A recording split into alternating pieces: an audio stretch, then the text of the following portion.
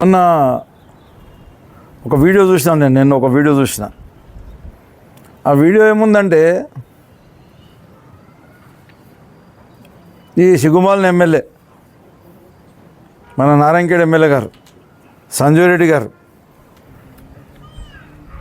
ఒక హరీష్ రావు గారి మీద ఒక ఖండన చేస్తూ ఆడ వీడియో రిలీజ్ చేయించాను. ఆయన ఇంటికి పిలిపించి అందరినీ నేర్పించి వీడియో రిలీజ్ చేయించాను.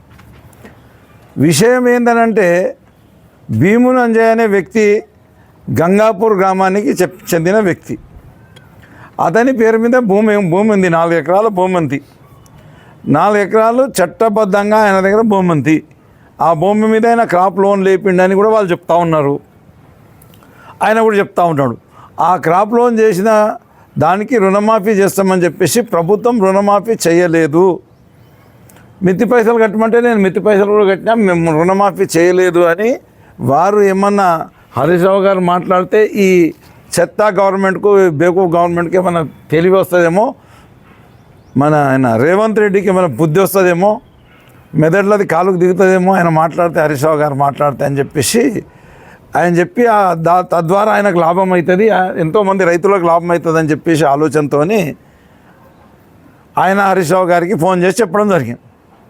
అది వాస్తవమే, మీరు ఒప్పుకుంటున్న వాస్తవం అని.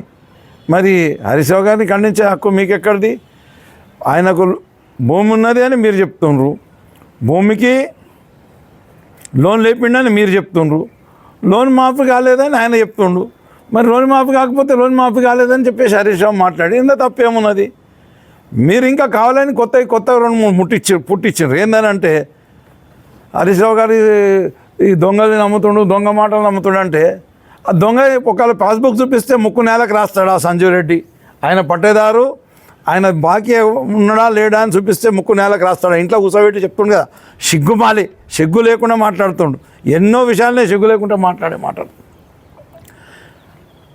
ఆయన భూమి ఉంది కాబట్టి, ఆయన లోన్ లేపిండు కాబట్టి ఆయనకు మాఫీ అయింది.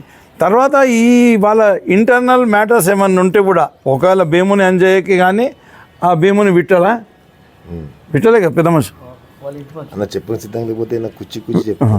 విట్టలు కానీ వాళ్ళ ఇంటర్నల్ మ్యాటర్స్ ఏం తెలుస్తాయి? ఎవరికైనా ఏం తెలుస్తుంది? నాకు తెలియదు, హరీష్ రావు గారికి తెలియదు. ఎవరైనా ఆపత ఉందని చెప్పి వస్తే ఆయన మాట్లాడాల్సిందే. ఆయన మాట్లాడిండు, ఆయన మాట్లాడిన దాంట్లో కూడా తేడా లేదు. దాన్ని హరీష్ రావుని ఖండిస్తున్నాము, ఖండించి పిచ్చిందా అని చెప్పేసి ఈయన ఉప్పొంగిపోతుండు. అది కరెక్ట్ కాదు.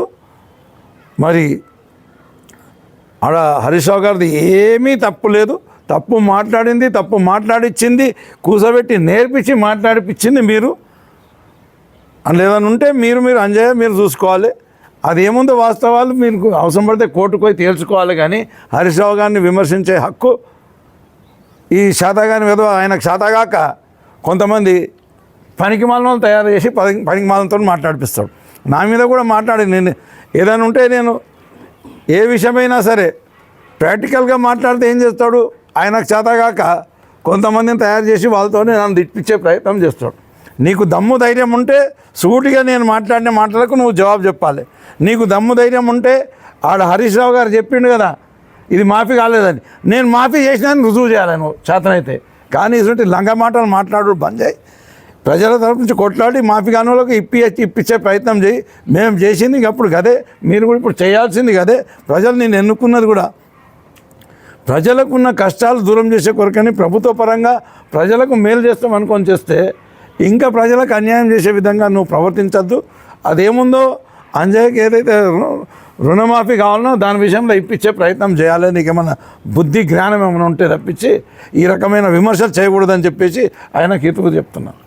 సరిపోతుందా?